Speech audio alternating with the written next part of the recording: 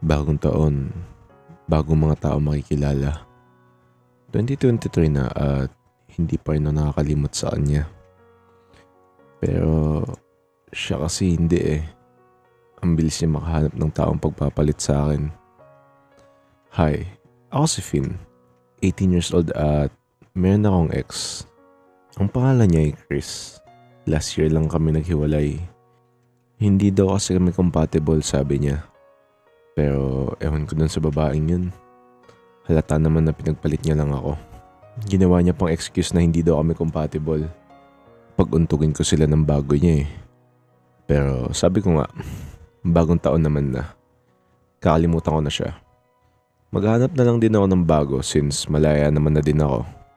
Uy, Finn, musta na? Tagal kita hindi nakita. Siya si Cindy. High school crush, energetic, sweet, at caring. Halatang di kagad papatal sa akin. Ito, okay lang naman. Ikaw ba? Balita ko, sikat nga na daw sa TikTok ah. Hindi naman. Naging hobby ko lang siya kapag napadami yung followers. Anong ginagawa mo dun? Sayo-sayo lang? Oo, minsan, tamang pakit lang. Ano naman sabi nila sa comment section? Ayun, sabi nila ang cute ka daw. Ewan ko sa mga yun. Halatang nambobola lang. Sana all. Pag ako kasi nagpapakyut, sinasabihan ako sa comment section ng, Dok, gising na po siya. Ito naman masyadong nega. Malay mo, pinapatawa ka lang. Cute naman ang pagpapatawa nila. Sabi pa nga nila sa comment section, Idol ang cute mo, pero last mo na yan. Bulo ka talaga. Yaman na yun.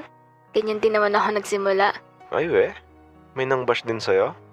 Oo naman. Ano sabi? Like, Idol, you're a brighter than the moon. O diba?